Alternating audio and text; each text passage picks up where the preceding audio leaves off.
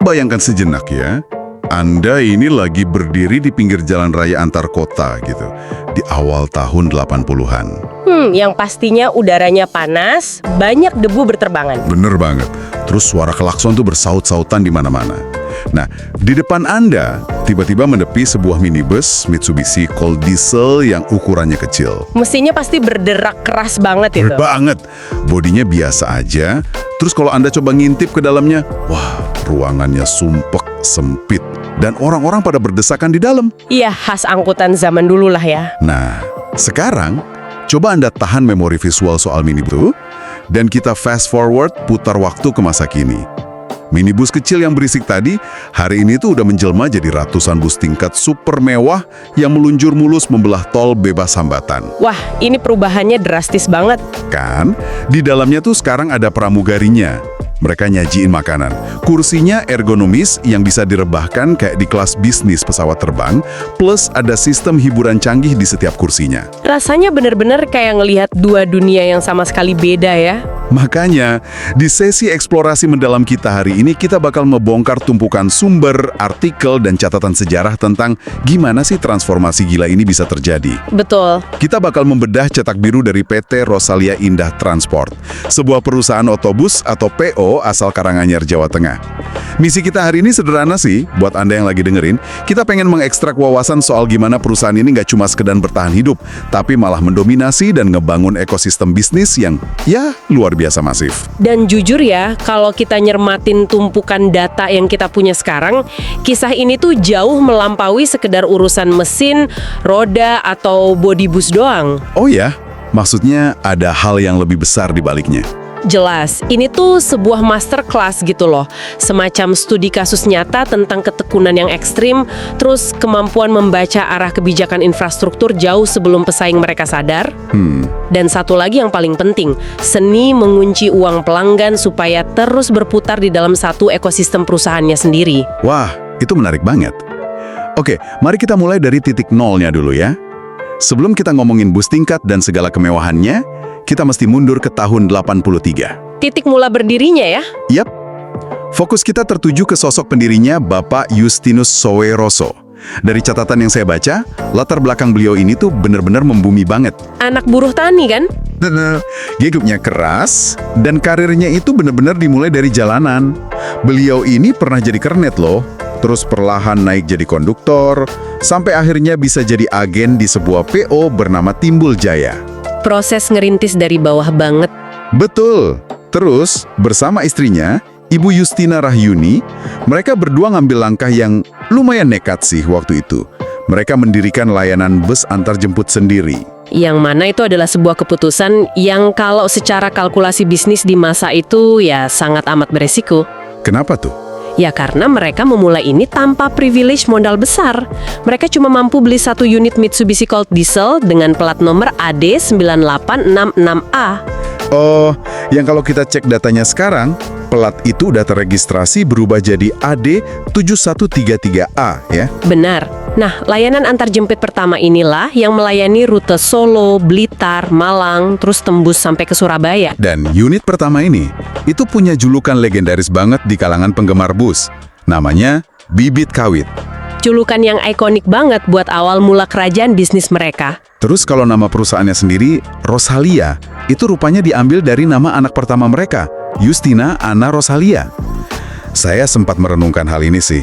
Rasanya Pak Suroso ini ibarat pendiri startup modern masa kini yang lagi ngelakuin bootstrapping gitu nggak sih? Wah, analogi yang pas banget itu. Iya kan? Ada tahu lah ya bootstrapping, istilah buat pengusaha yang ngebangun bisnis benar-benar dari nol, biayain semuanya dari kantong sendiri, yang super minim, tanpa ada suntikan dana dari investor raksasa. Bener-bener modal nekat dan kerja keras. Nah, pertanyaan saya untuk Anda nih. Banyak orang kan belajar manajemen dari buku tebal di ruang kelas ya. Tapi dalam kasus Rosalia Indah ini, seberapa besar sih pengaruh pengalaman jalanan Pak Suiroso yang berjam-jam ada di dalam bus sumpek, nagihin karcis dalam membentuk fondasi bisnisnya ini? Kalau ditanya seberapa besar, jawabannya absolut. Pengaruhnya itu absolut. Absolut gimana maksudnya? Jadi gini, menjadi kondektor setiap hari di jalanan, itu memberikan beliau sesuatu yang mustahil banget didapetin dari sekedar riset pasar di atas kertas. Beliau dapat empati murni terhadap konsumennya. Karena berhadapan langsung ya tiap hari. Tepat sekali. Anda bayangin aja situasi kondektor di tahun 80-an. Mereka tiap hari ketemu penumpang yang kelelahan, yang kepanasan, atau penumpang yang marah-marah gara-gara busnya telat. Atau ngeluh soal kursi yang nggak nyaman gitu ya. Nah, itu dia. Beliau nyerap semua keluhan itu secara real time tiap hari. Pengalaman di sekolah jalanan inilah yang akhirnya ngelahirin filosofi inti perusahaan yang tetap mereka pegang teguh sampai hari ini. Yaitu melayani dengan hati. Betul. Beliau tuh tahu persis di mana titik kritis seorang penumpang saat mutusin apakah mereka bakal naik bus ini lagi besok atau malah milih pindah ke PO pesaing. Wah, dalam juga ya dampaknya. Dan yang menarik nih, publik sama para pengamat bus sekarang itu sering banget julukin beliau sebagai Sultan Palur. Oh iya, Palur itu kan merujuk ke daerah kantor pusat mereka di Karanganyar ya? Iya, tapi yang perlu dicatat sama pendengar, kesultanan ini tuh dibangun bukan dari warisan harta keluarga, melainkan dari pemahaman level mikro soal apa yang sebenarnya dipengenin sama orang yang duduk di kursi penumpang itu. Masuk akal banget sih. Jadi paham apa yang dimau pelanggan itu adalah kunci awalnya. Tapi kan paham aja tuh nggak cukup kalau nggak bisa dieksekusi dengan benar pas bisnisnya mulai membesar ya kan? Jelas, eksekusi itu tantangan beda level. Nah, ini ngebawa kita ke fase transisi mereka. Mengoperasikan 1 atau 2 minibus antar jemput kayak bibit kawit tadi, itu kan satu hal. Tapi untuk bisa nembus pasar antar kota antar provinsi, atau yang sering disingkat AKAP, yang rutenya panjang dan kompetisinya itu berdarah-darah, jelas butuh strategi yang beda. Banget, kompetisi di rute panjang itu keras. Terus gimana ceritanya si bibit kawit ini bisa akhirnya berekspansi secara serius jadi bus AKAP? Momen krusial dari lompatan itu terekam di tahun 91.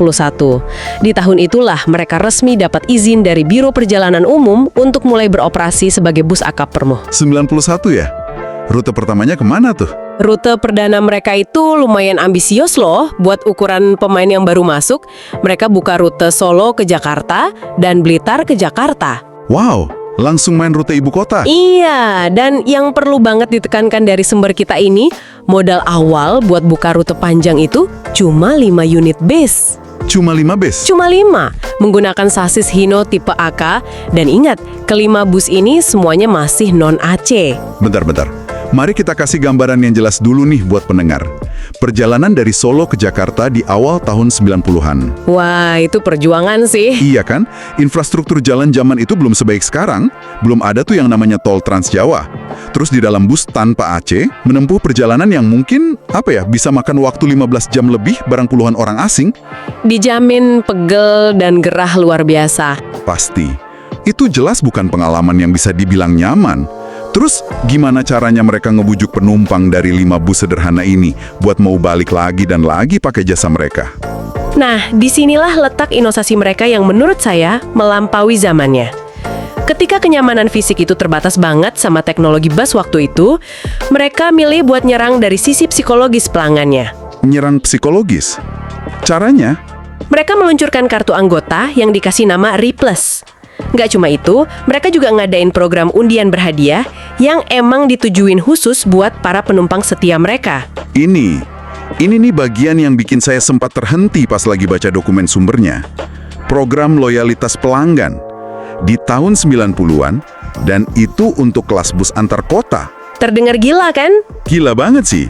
Maksudnya, kita kan sering berasumsi ya, kalau strategi ngejaga hubungan pelanggan atau customer relationship management itu biasanya ranahnya monopoli maskapai penerbangan dengan program frequent flyer mereka. Atau kedai kopi modern zaman sekarang dengan sistem kumpulin poin gitu kan? Betul.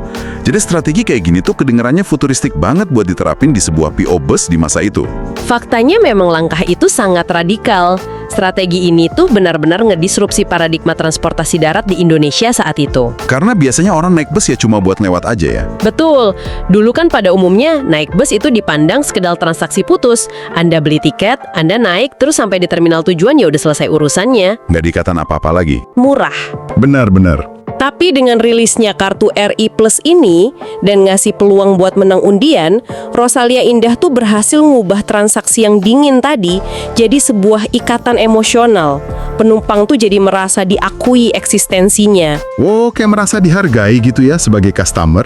Iya, Mereka jadi merasa ada insentif nyata nih buat terus memprioritaskan bus Rosalia Indah. Tiap kali harus bepergian keluar kota. Sekalipun mungkin kadang jadwal keberangkatan pesaing sedikit lebih pas sama waktu mereka. Wah, ini otomatis menciptakan barisan pelanggan yang fanatik ya.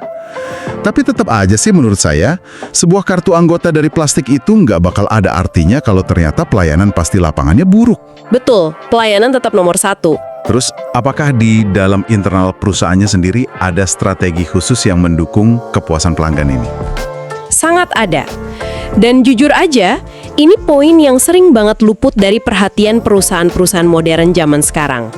Pak Sueroso itu ternyata sangat amat terobsesi sama kesejahteraan krunya. Krunya? Maksudnya sopir dan kernet gitu? Iya, mulai dari sopir, kondektur, sampai mekanik di bengkel. Beliau itu sadar betul kalau garda terdepan dari merek Rosalia Indah itu ya bukan jajaran direksi yang duduk manis di kantor pusat.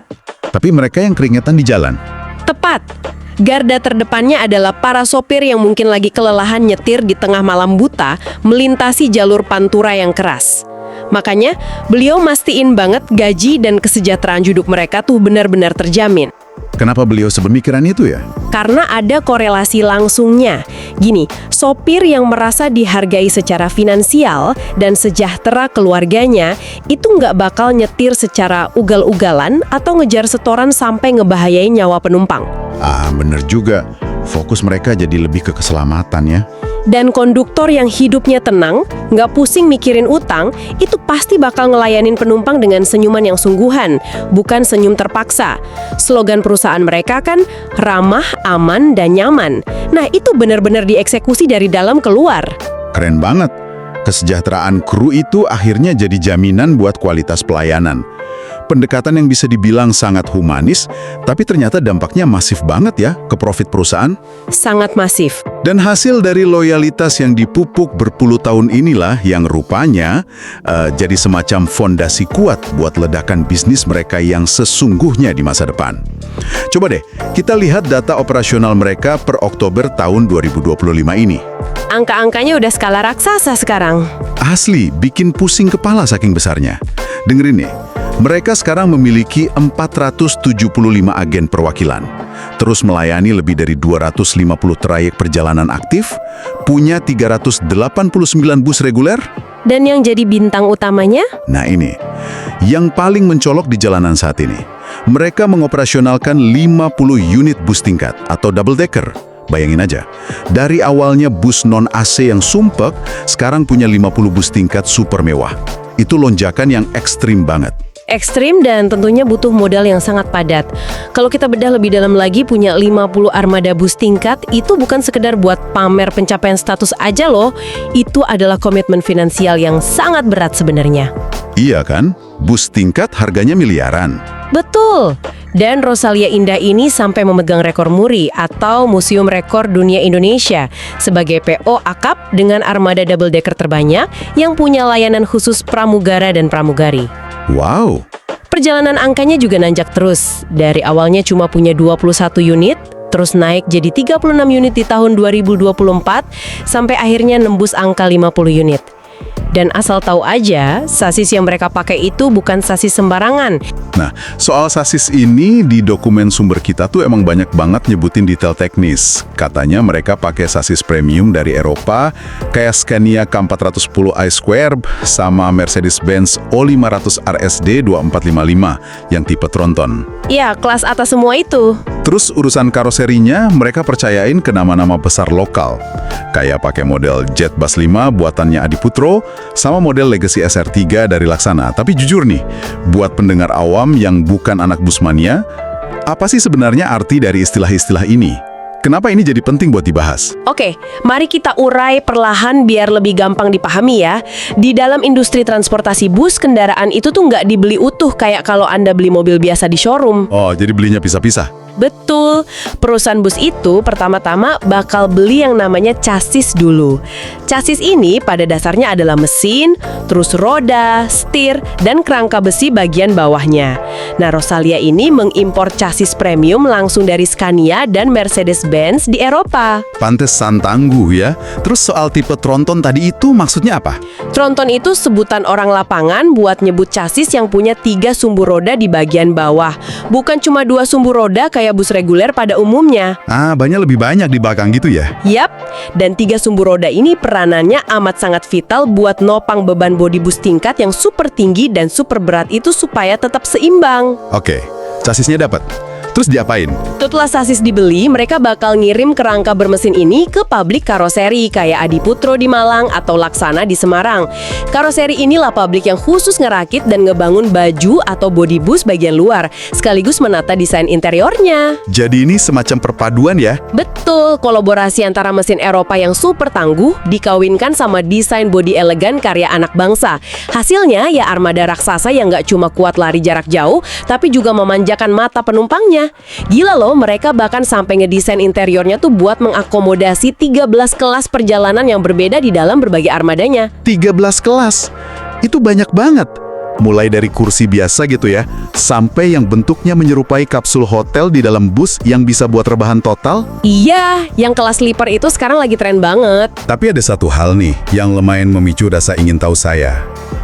Di bagian luar armada bus mewah mereka, yang warna catnya khas putih abu-abu dengan garis biru, merah, kuning, dan hitam, itu kan selalu ada tulisan stiker "Gede banget" di lambung busnya. Oh, tulisan yang full tol Trans Jawa itu. Iya. Saya tadi sempat nyoba ngubung-hubungin titik-titiknya.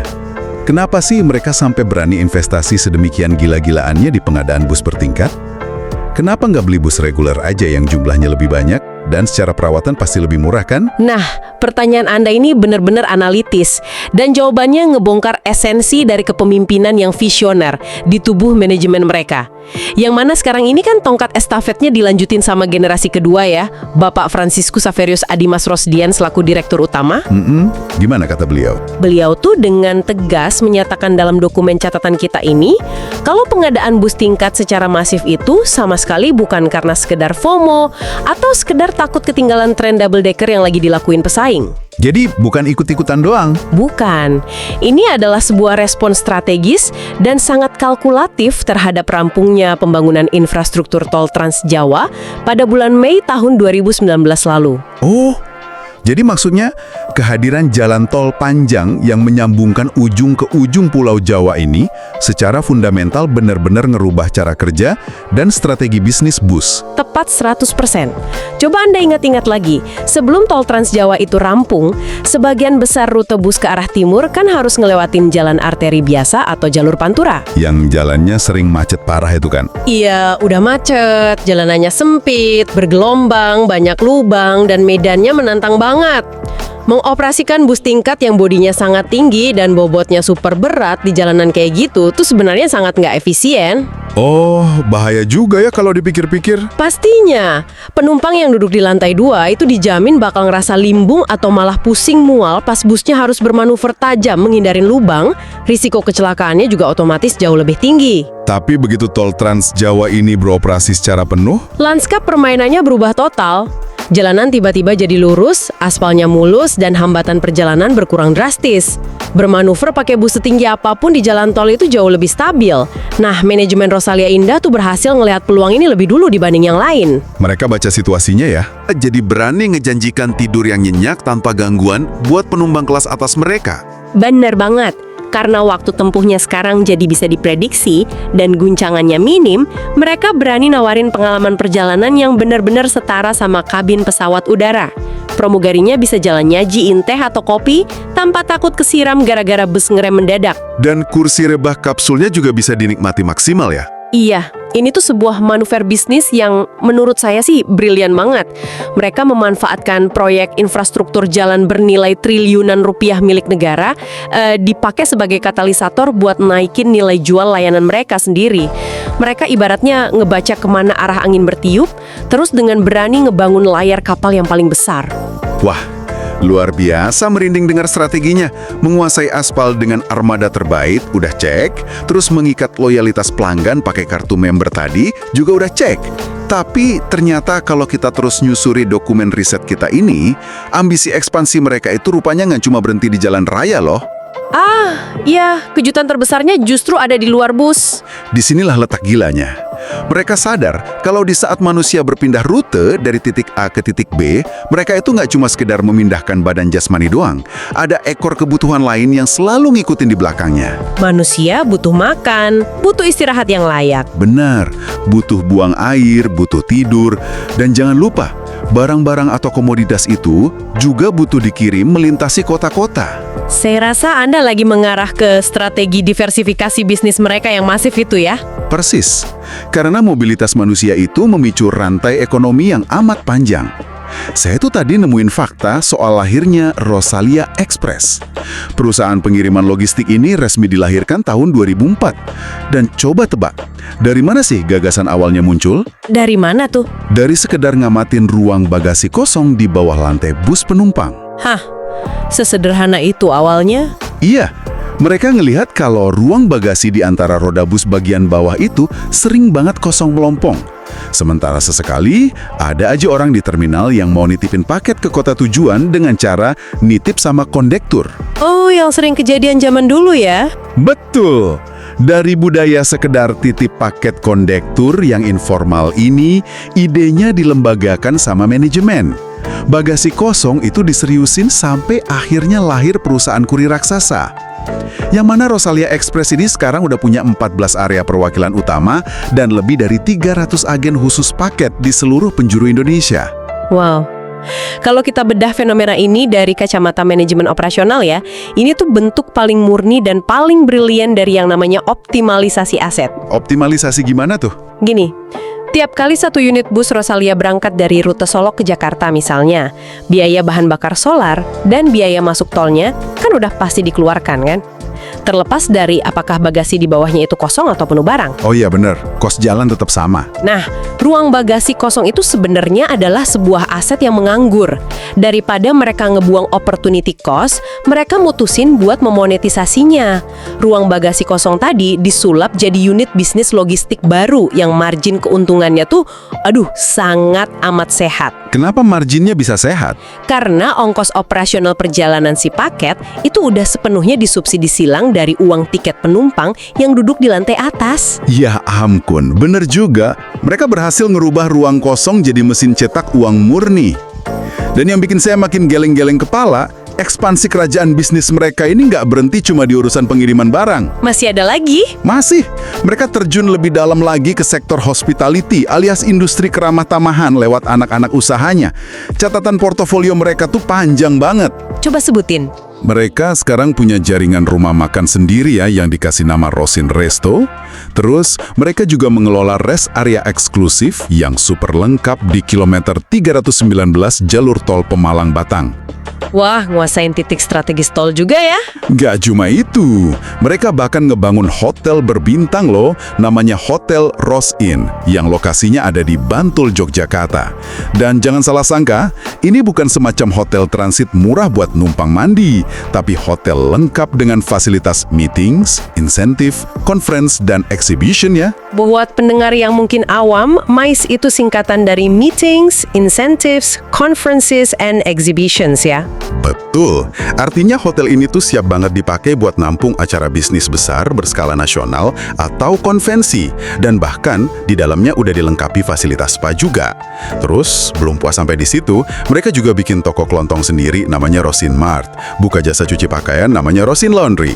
Sampai yang paling bikin melongo, mereka memproduksi air minum dalam kemasan sendiri pakai merek Ultra. Wah, daftar portofolionya ini benar-benar mengesankan sekaligus intimidatif buat pesaingnya sih. Asli, waktu saya ngebaca deretan gurita bisnis ini, otak saya tuh langsung refleks ngebandingin mereka sama strategi big tech atau perusahaan teknologi raksasa dunia macam Apple atau Amazon. Menarik, letak kemiripannya di mana menurut Anda? Mereka itu sama-sama ngebangun sebuah ekosistem bisnis yang sifatnya tertutup. Coba deh Anda pikirin, Anda bepergian dari luar kota, naik bus punya Rosalia. Pas di jalan, Anda kehausan, Anda buka botol air minum Ultra yang ternyata buatan pabrik mereka sendiri. Benar. Terus pas waktunya jam makan siang, dan busnya berhenti istirahat, Anda makannya di Rosin Resto, yang juga milik mereka. Anda mau buang air atau beli cemilan, Anda mampirnya di rest area kilometer 319 yang mereka kelola secara eksklusif. Semuanya milik grup mereka ya. Terus kalau misalnya Anda kelelahan pas sampai di Jogja dan butuh tempat nginep yang nyaman, Anda tidurnya di Hotel Rosin. Dan terakhir, saat liburan selesai dan Anda mau ngirim souvenir belanjaan buat keluarga di kampung halaman, Anda ngirimnya pakai logistik Rosalia Express. Wah, iya juga ya. Mereka ini seolah-olah mengurung Anda dalam konotasi yang positif soal pelayanan ya.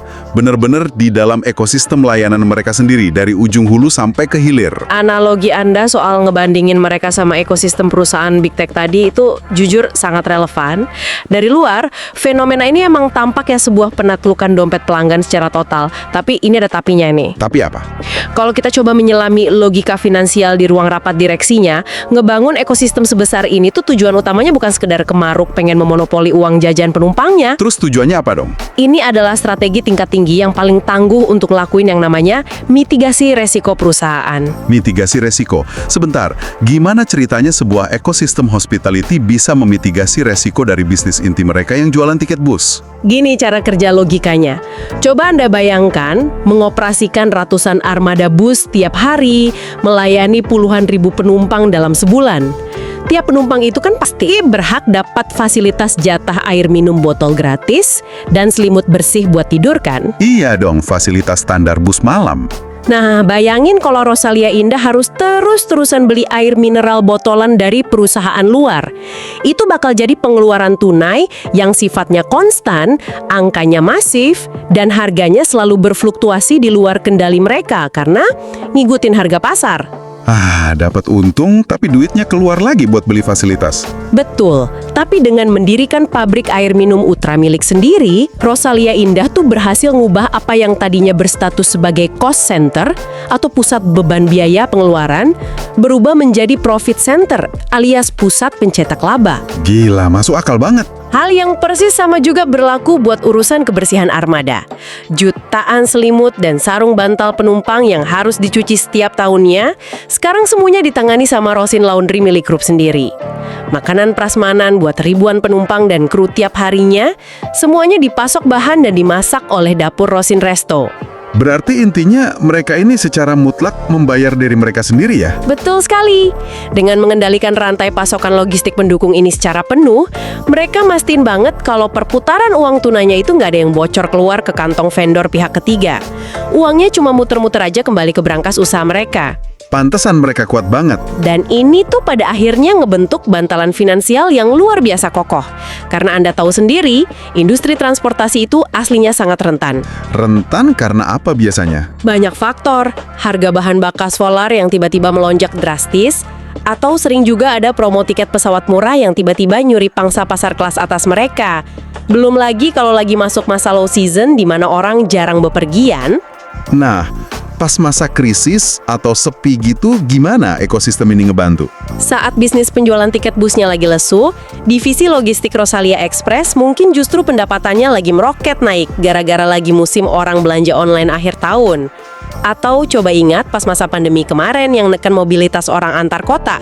Bisnis transportasi mati suri, tapi pabrik air minum kemasan dan binatu mereka pastinya masih bisa tetap jalan dan mencetak pemasukan buat grup. Saling menopang satu sama lain ya? Betul, kekuatan jaring ekosistem inilah yang pada dasarnya ngebuat fondasi keuangan perusahaan mereka jadi kebal badai krisis. Mereka berhasil mendiversifikasi ancaman risiko ekonomi dengan cara yang elegan, yaitu dengan melayani diri mereka sendiri secara mandiri. Wow, semakin dibahas semakin kerasa gilanya. Jadi kesimpulannya mereka ini bukan sekedar perusahaan bus konvensional biasa ya. Kalau dilihat dari kacamata bisnis, mereka ini aslinya adalah kumpulan manajer risiko ulung yang kebetulan menggunakan armada bus sebagai instrumen utama perusahaannya. Sungguh sebuah desain arsitektur bisnis yang amat menakjubkan. Tapi sayang sekali nih, rasanya obrolan seru kita udah hampir tiba di penghujung waktu sesi kali ini. Waktu emang cepet banget berlalu kalau lagi bedah kasus seru gini. Benar. Tapi sebelum kita tutup, mari kita tarik sebuah kesimpulan besar dari semua hal yang udah kita bedah dan pelajari hari ini. Perjalanan Rosalia Indah ini jelas lebih dari sekedar cerita sejarah nostalgia biasa ya. Sangat jauh dari kata biasa. Kita udah ngeliat bareng-bareng gimana sepasang suami istri yang berangkat dari latar belakang jalanan yang keras, berbekal satu unit minibus bibit kawit, berani mengambil resiko. Lewat pemahaman mendalam tentang apa yang dirasakan penumpang dari empati murni mereka selama di jalanan, mereka berhasil nyiptain loyalitas pelanggan yang susah ditembus pesaing. Empati yang jadi senjata utama. Dan ketika sebuah kesempatan ekonomi level makro datang lewat hadirnya wujud aspal mulus tol Trans Jawa, manajemen generasi berikutnya sama sekali nggak ragu buat bertaruh habis-habisan lewatin investasi puluhan armada bus tingkat yang super mewah. Mengeksekusi momentum di saat yang paling tepat. Dan pada akhirnya, mereka benar-benar mengunci rapat kesuksesan operasional itu dengan membangun benteng ekosistem anak perusahaan mandiri, mulai dari pabrik air minum sampai bisnis perhotelan.